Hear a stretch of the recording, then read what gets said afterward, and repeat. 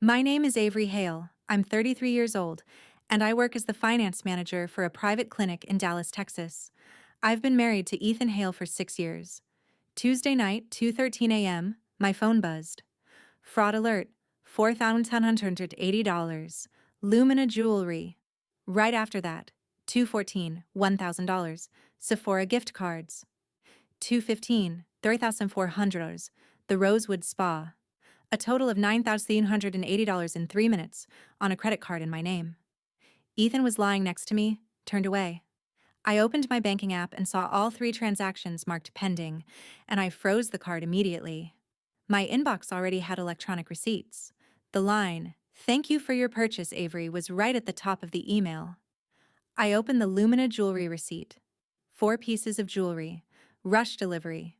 Shipped to an address in Uptown Dallas. Recipient, S. Monroe. Not my house. I opened the Rosewood Spa receipt. A couple's retreat package. The voucher was sent to a random Gmail address. The recipient was still S. Monroe.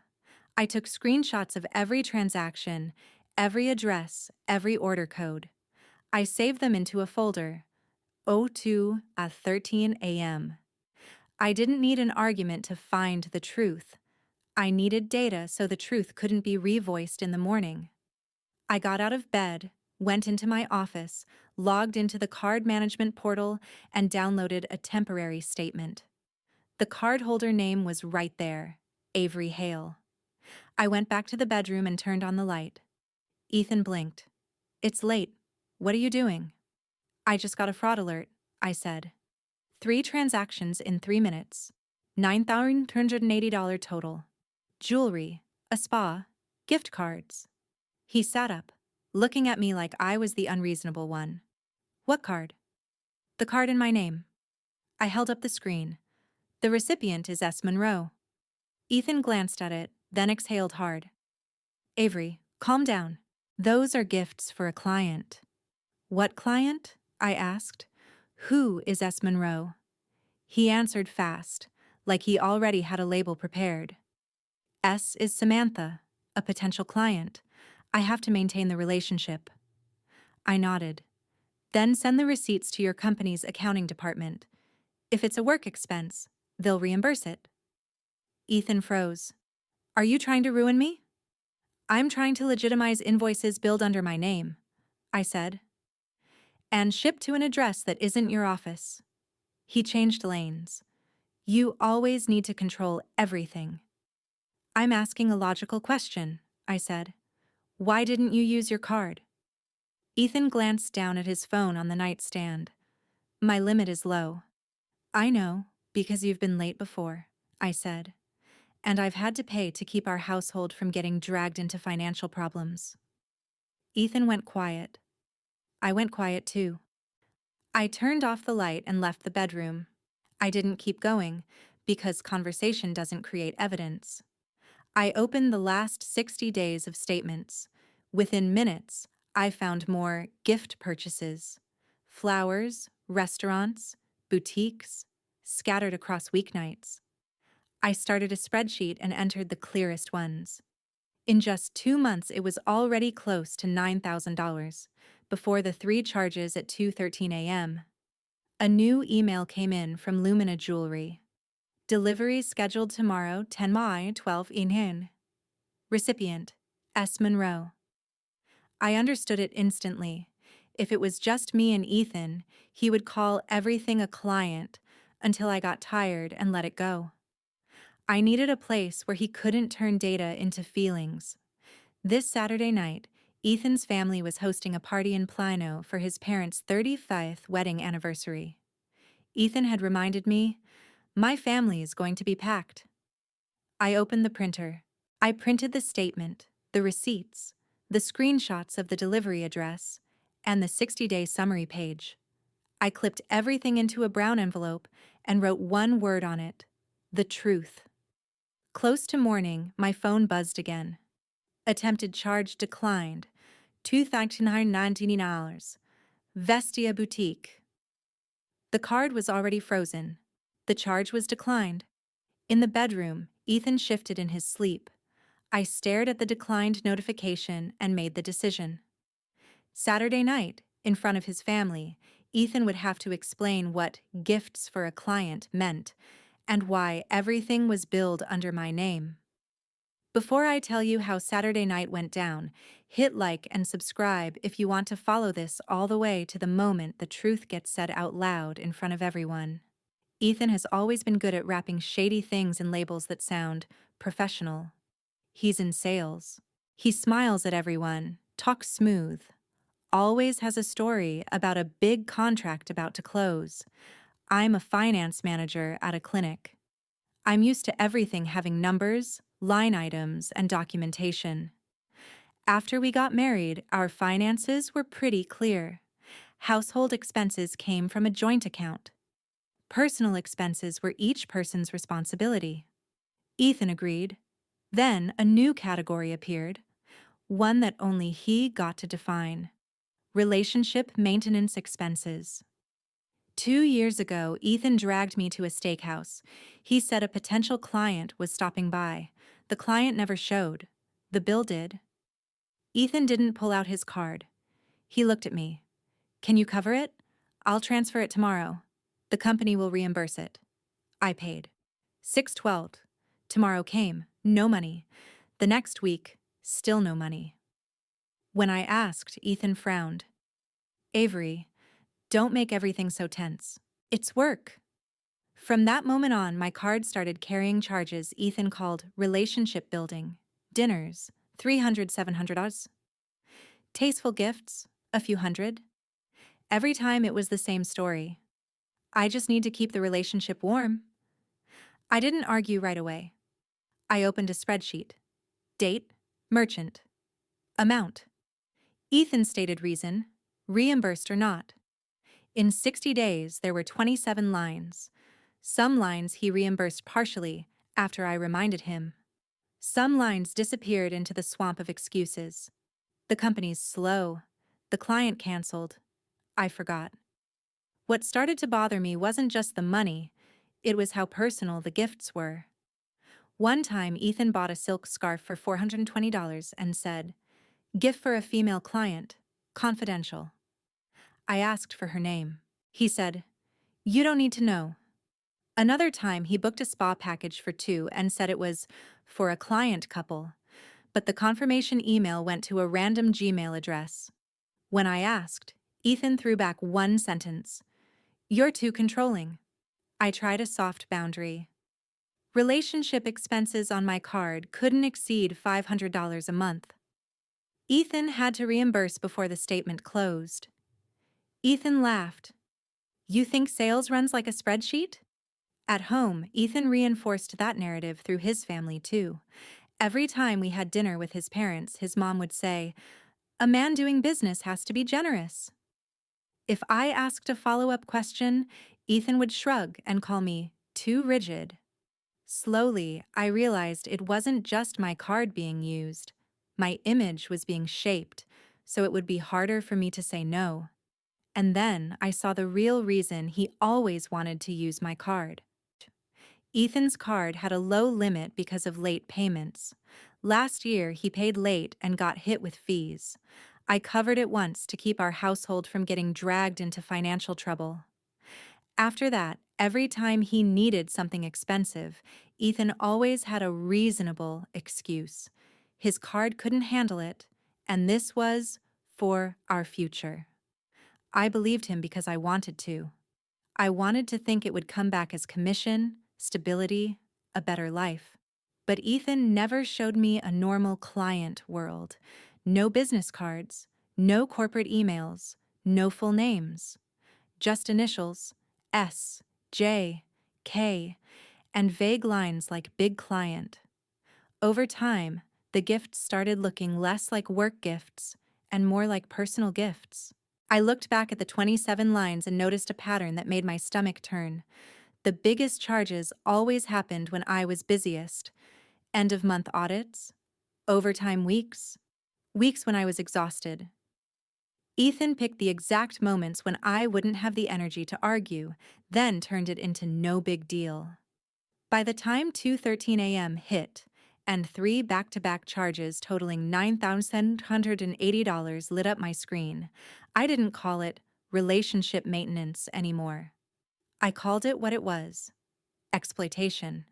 And Saturday night, at that family party in Plano, Ethan would have to stand in front of the people who always believed he was a husband who provides and explain why every client relationship he had was billed under my name.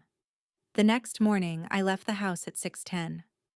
On the drive to the office, I reminded myself, if you want to speak truth in front of a crowd, you need data, not emotion.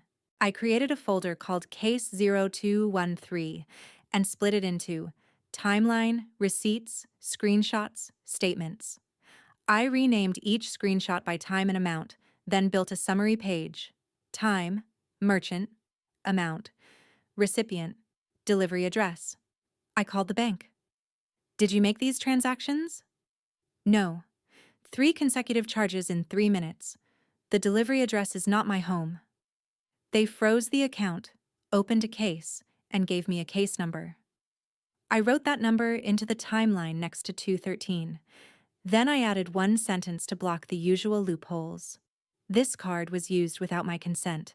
The person who did it intentionally concealed the recipient and delivery address. I asked immediately, "Is there an authorized user on this card?" The representative confirmed Ethan had been added as an authorized user. I asked them to remove him, change my login password, and enable two-factor authentication. I screenshot the confirmation and saved it under statements. Next step was more important: stop the gifts before they reached the recipient. I called the jewelry store using the number on the receipt, gave the order code and the last 4 digits of the card, and requested the order be switched to hold for pickup, released only with an ID matching my name. The employee asked why. I said one sentence: "The order is being disputed." They agreed and emailed a confirmation. For the spa package, I requested the voucher be canceled because the recipient email wasn't mine. They said they would review it and issued a ticket number. I logged the ticket into the timeline. I didn't need to win instantly. I needed everything to leave a trail. I reviewed the last 60 days and marked similar gift charges. Not to complain, just to show this wasn't a one-time incident. When someone tries to turn you into an overreacting wife, numbers are hard to twist. 12:18, Ethan texted, "My card got declined. What did you do?" I replied with one sentence: "The card in my name has been frozen due to unauthorized transactions. We'll talk tonight." Ethan called immediately. I didn't answer. That evening, I went home. Ethan was waiting in the kitchen, voice already defensive. "How big are you planning to make this?" I set the brown envelope on the table. "Explain it with work receipts and company email. If you can't, don't call it a client." Ethan stared at the envelope, jaw tight. "You're going to embarrass me in front of my family." "I'm not letting the story get rewritten," I said. He reached for the envelope. I put my hand on it and stopped him. Ethan softened his tone. "You don't trust me?" "I trust data," I said. "The recipient is S. Monroe. The delivery address is Uptown, not our home." I pulled up the declined attempt from last night. Attempted charge declined, $2,999. What were you trying to buy for $2,999? Also, a client? Ethan turned away. Silence. That night, I got an alert. Failed login attempt on the card account from another device. I knew Ethan had tried. I screenshot it and saved it. I didn't say anything. I just kept doing what I do best: documenting. At the same time, his mom texted, "Avery, don't be so tense. Ethan says you're stressed. This weekend, come early, okay?" I didn't respond. I screenshot it and made another folder. Smear. They were already building their version. Friday night, an email from the jewelry store came in. Order updated. Hold for pickup. I knew the gift would not reach S. Monroe. Ethan would walk into that party without props to hide behind, and I would walk in with a brown envelope full of timestamps and trails. I put the envelope in my bag, kept a copy in a small safe at home. I hung up a simple navy dress, an outfit that wouldn't draw attention, but looked serious enough to say what needed to be said. I didn't need to win by speaking louder. I just needed to show up at the right party, at the right moment, and let the truth stand on its own. Saturday morning, I put on the navy dress, wore flats, and slipped the brown envelope into my purse. I wasn't going to make a scene. I was going to tell the truth. Ethan's parents' 35th anniversary party was held in Plano, in a rented event hall. Warm yellow lights, round tables with white cloths. At the front, a microphone next to a slideshow screen of family photos, a stage built to turn a story into the shared version. Near the guest book was a list for speeches. In the car, Ethan said, "Don't do this. You're destroying me in front of my family." "I'm stopping you from using my name to buy gifts for S. Monroe," I said. "S. Monroe is a client." "Then tonight you give specifics. Full name, company, work email," I said. Ethan went quiet. The moment we walked in, Ethan's mother, Linda, hugged me, then stared straight at me.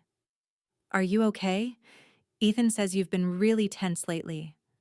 "I'm fine," I said. "Congratulations to you and Gary." Ethan's father, Gary, shook my hand, patted Ethan's shoulder, and said, casually but loud enough to land, "Sales has to be generous. Don't let a small thing ruin tonight." He looked at me when he said, "small thing." I scanned the room. Crowded. If they framed me as stressed, everything I said afterward would be dismissed as overreacting. I needed someone in that family to demand facts, so it wouldn't become Avery says versus Ethan says. I found Rachel, Ethan's sister, near the dessert table. I said quickly, "Rachel, walk into the hallway with me for 2 minutes." In the hallway, I didn't tell a long story. I just showed my screen. 213, 4,980. Lumina Jewelry. Recipient S. Monroe. Uptown address. 214, $1,000. Sephora gift cards. 215, 3,400 Rosewood Spa. Voucher sent to a random Gmail. Then I scrolled to the 60-day summary. Flowers, boutique, restaurants, gift charges. I added, "I opened a case with the bank. I have a case number and screenshots of failed login attempts." Rachel read it, face turning cold. "Mom said you're stressed." "That's how they neutralize me," I said. "I don't need you to argue. I just need you to ask the right questions if they start narrating over me." Rachel didn't dance around it. "What questions?" "Why is the recipient S. Monroe and why is the delivery address Uptown?" I said. "And whose Gmail received the spa voucher?" Rachel nodded. "Got it. I'll ask. If they dodge, I'll ask again." Back inside, Ethan stepped toward me. "What did you say to Rachel?" "I said hello," I said. He tugged lightly at my sleeve and leaned in. "You're humiliating my mom." "I didn't swipe the card at 2:13 a.m., I said. "Don't push this onto me." Ethan let go, jaw tight, then walked away like I was the one making drama. About half an hour later, they started planting their story. I was pouring water when I heard Linda telling a group of relatives, "She works too much. She's been thinking negatively." "Poor Ethan," Gary added. "Avery always scrutinizes spending. Sales has to be flexible." Ethan stood there, wearing the sad face of the husband who endures. He didn't mention my card being used at 2:13 a.m. He called me sensitive. A relative looked at me. "Are you okay, Avery?" I nodded slightly. I waited for the stage. Rachel walked over to them, calm but loud enough. "If she's just being sensitive, then who is S. Monroe? And why are gifts being delivered to Uptown?" The air stalled. People turned their heads. Linda forced a laugh. "Rachel, you always pick at things." Rachel said, "I'm asking for facts." Ethan stepped in. Client, work. Rachel followed up, same tone. What kind of work requires swiping a card in Avery's name at 2:13 a.m.? And whose Gmail received the spa voucher? For the first time, Ethan slowed down. He looked around and realized more eyes were waiting for an answer. At the front, the MC picked up the microphone to invite everyone to raise a glass. I touched the brown envelope inside my purse. The crack was open. The next part would be the truth being read out loud, on the very stage they planned to use to bury it. The MC invited everyone to raise a glass, then called Gary up to give an anniversary speech. Gary had barely gotten a few lines out about "family is what holds us together" when Ethan walked up and asked to speak first. He held the mic like someone who'd rehearsed. "Some of you may have heard things about Avery and me," Ethan said. "Avery's been working too hard. She's stressed, so she's been misunderstanding things. I just hope nobody judges her." Linda stood next to her son, nodding, adding the perfect framing line, "She's sensitive. We only want what's best for her." Rachel stood below, not smiling. "If it's a misunderstanding, answer the facts," she said. "Who is S. Monroe?" Ethan answered immediately. "A client." Rachel asked, "What client made you swipe a card in Avery's name at 2:13 a.m.? Ethan rolled his eyes like it was annoying. "Sales is flexible. Sometimes you have to close fast." "Then whose Gmail received the spa voucher? And what uptown address is listed in your company files?" Rachel didn't raise her voice, but she didn't let him slip away. Ethan turned to Gary. "Dad, this is your party." Gary lifted a hand to take back the mic, but right then, Ethan's phone vibrated in his jacket pocket. He pulled it out, and the screen lit up bright enough for people nearby to see. Caller ID, Samantha Monroe. Ethan flipped the screen down instantly, but it was too late. Rachel took one step forward. "So S. Monroe is Samantha Monroe," she said. "It's not just an initial anymore." I stepped up. No pushing, no drama. "Give me the mic," I said. Gary looked at his son, then at me, then handed it over. "I didn't come here to smear anyone," I said. "I came because the name on that credit card is my name." I set the brown envelope on a table near the stage and pulled out the summary page. Tuesday night, 2:13 a.m., $4,980 at Lumina Jewelry. 2:14, $1,000 at Sephora gift cards. 2:15, $3,400 at Rosewood Spa. Total, $9,180 in 3 minutes. Recipient, S. Monroe. Delivery address, Uptown. The room shifted. Someone whispered, "Oh my God." Gary stared straight at Ethan. "I froze the card immediately," I continued. "Right after that, there was another attempted charge for $2,799 that got declined because the card was already frozen. That same night, I received a failed login alert on the card account from another device." I paused. "I'm not speculating, I'm documenting." "I opened a dispute with the bank," I said, "and I removed the authorized user from that card because the authorized user was Ethan. I also had the jewelry store move the order to hold for pickup, only released with ID matching my name." Linda burst out, "Married couples share cards?" "I'm not against spending for the household," I cut in. "I'm against my card being used to buy gifts for someone outside this family, and then being called controlling when I ask for documentation." I flipped to the 60-day summary. In the 60 days before that, there were 27 gift-style transactions on the card in my name. Total, approximately $8,900. Ethan called all of it relationship maintenance and said the company would reimburse it. I asked for work documentation. I still haven't received it. A relative in the back blurted, "So that's almost 18 grand?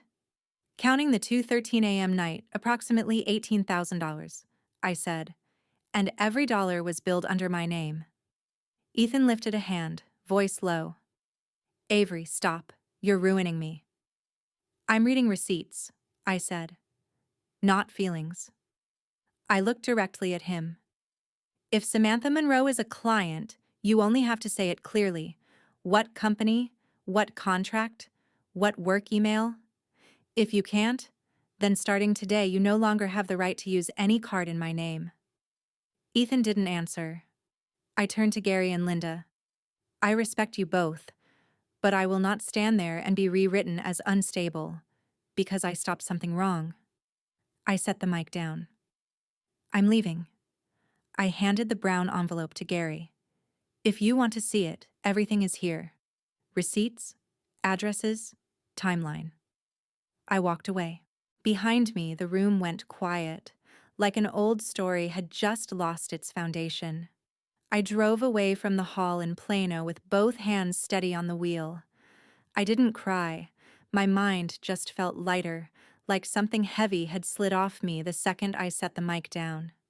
I went straight home, locked the door, set my purse on the table, and turned on Do Not Disturb. I opened my laptop and updated the Case 0213 folder with a short note, Public Disclosure, Plano Event, envelope delivered to Gary. I didn't want memory to soften into a gentler version over time. I wanted it to stay a line in a file. That night, Ethan called 14 times. I didn't pick up. Sunday morning, texts started coming from his family. No one insulted me directly. They used one weapon: don't overreact. Linda texted, "You embarrassed us in front of relatives. Ethan is just doing business." Gary texted shorter, "Come talk and clear this up." Rachel was the only one who didn't dance around it. "I saw Samantha Monroe's name on his phone," she texted. He didn't deny it. I replied to Rachel with one sentence, "Thank you." At noon, Ethan came home. He stood at the door like someone who'd been shoved off a stage he thought he owned. "You made me lose face," he said. "You made everyone look at me like a cheater." "I didn't make you into anything," I said. "I read receipts." Ethan walked toward my office like the house still belonged to him. I stopped him in the hallway. "Ethan, say it clearly.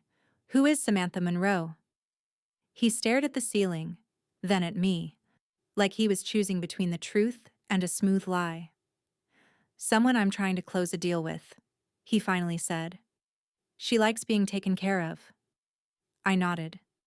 "Then where's the contract? Where's the company email? Anything that proves these are work expenses?" Ethan stayed silent. I pulled up the alerts. Authorized user removed, and 2FA enabled. "From now on, you don't have access to my card," I said, "and I want you out of this house tonight." His eyes flared. "You're kicking me out?" "I'm setting a boundary," I said. "You can stay at your parents'." Ethan took a step back, then switched his tone. "You'll regret this. You always need to win." "I need financial safety," I said. "And I need the truth to stop getting rewritten." That afternoon, I called the bank to update the case. The representative confirmed the dispute was in process and asked me to submit documentation. I emailed a PDF with the timeline, receipts, the hold for pickup confirmation, the spa cancellation ticket, and screenshots of the failed login attempts. I didn't claim the outcome. I just did my part. Provide evidence. That week, the jewelry store confirmed the order was canceled because it couldn't be picked up under the ID must match my name condition. The spa voucher was reclaimed before it could be used. As for the gift cards, I didn't get reimbursed right away. I logged it as pending in my spreadsheet. I didn't lie to myself that everything would be returned like magic. But I knew the most important part. The flow of money had been stopped. 3 days later, Gary called me. His voice wasn't "don't overreact" anymore. "I looked through the envelope," he said. "I didn't know the card in your name was being used like that." "I didn't know either until 2:13 a.m., I said. Gary went quiet for a second. "Ethan said you were obsessed with control, but I see the amounts and the times. I can't argue with that." I didn't add anything. I let him reach his own conclusion. 2 weeks later, Ethan sent a long text all about honor and "you ruined my career." I read it, screenshot it, saved it in the smear folder, then deleted it. I wasn't going to debate with paragraphs. I was going to act with structure. That month, I sat down and rebuilt my budget. The money that used to disappear into gifts and relationships now went into my emergency fund and my savings account. No more gray expenses. No more random emails. No more uptown addresses. I don't know whether Ethan and Samantha Monroe truly had a contract or just a convenient story. And I don't need to know to make my decision. Because what I needed, I already had. A boundary. If there's one specific lesson from this, it's this. When someone uses your money, your identity, and then calls you controlling the moment you ask for documentation, they don't want you calm. They want you quiet. I'm not quiet anymore. Thanks for staying with me to the end. If you've ever been turned into the one overreacting just for demanding the truth, comment the truth. And if you want more stories like this, hit like and subscribe.